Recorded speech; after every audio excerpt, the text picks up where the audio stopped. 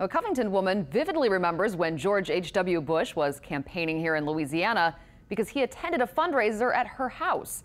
Tonight, she told Lauren Bale that story.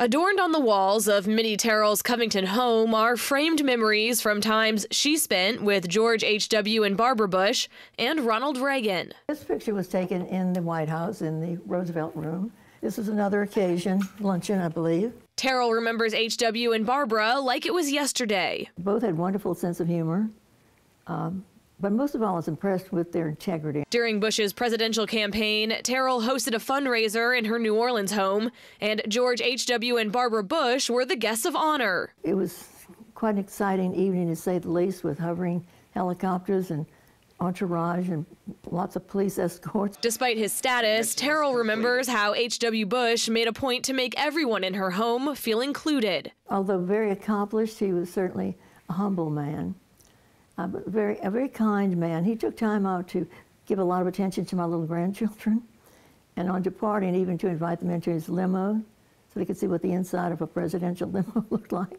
2 days later, the thank you letter arrived. I received a 2-page handwritten thank you letter.